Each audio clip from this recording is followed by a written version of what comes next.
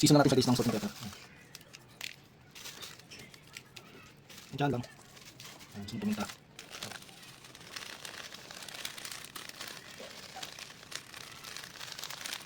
Saluin nyo na guys. Bago mo siyempre kailangan mabagusin na pakaya.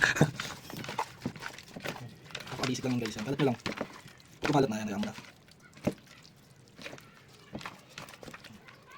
Yan nyo lang siya kahit mga isang oras o mga 30 minutes kung nagmamadali kayo. Yan nyo lang.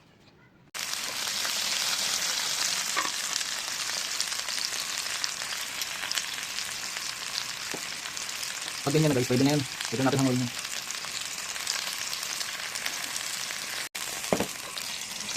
Hindi na tayo guys, ang bawang sibuyas.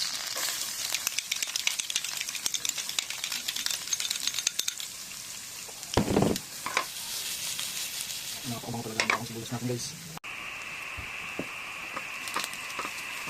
Ang pag basta-basta yung aroma na guys, yun yung natin mushroom. Maraming mushroom, mas masarap.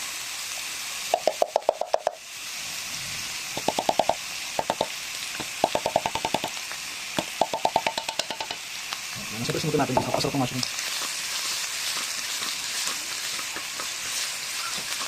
Sabihin nyo na guys, balik nyo na yung manok.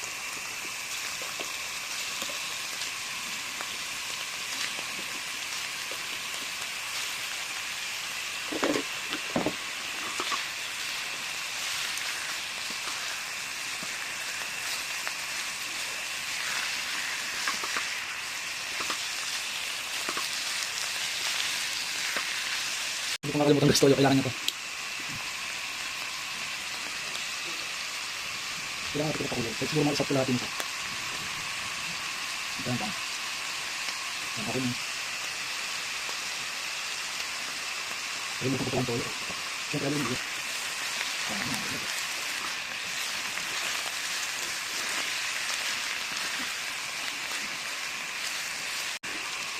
Siyempre ilagay natin yun ito. Chili goods. Ayan. Hindi naman siyempre. Sito guys. Kung dami ka lang din. Ayan. Tingin okay na yan. Kung dami ka lang.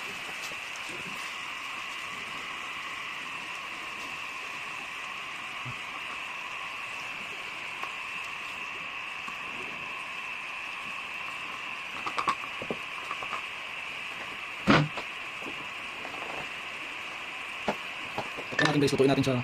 Siguro mga 10 to 15 minutes yan. Paulo natin. After mga 10 to 15 minutes yan. At siya balik rin natin. Bigyan lang natin balik rin naman.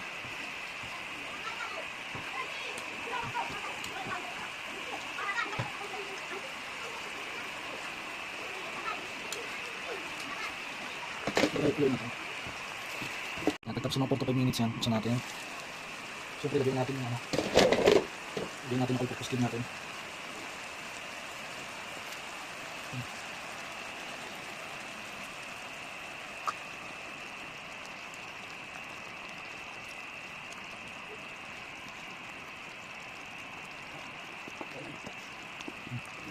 So ito, optional na lang ulit to. Pwede ulit makasin ng paminta tsaka asin kung gusto nyo medyo may alat-alat siya. Yun. Pero konti lang yan, kagaya ng tapin siya lang.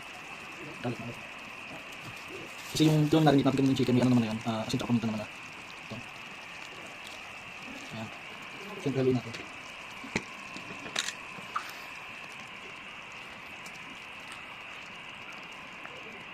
Ayan. After mga ilang minuto yun, haluin lang natin ulit. Ayan natin sino malapot na siya.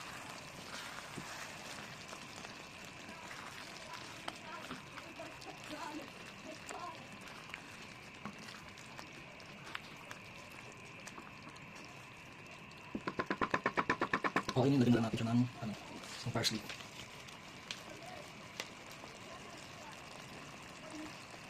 Toppings. Parsley, tapos lumagay tayo sa bawang. Tension na lang din. Hindi natin kondisyon siya lumagay sa bawang kaya sakang bawang makalagay natin dito sa taas. Hindi sa bawang yung bawang, pagalitan ako. Ito na siya guys. Totoo na.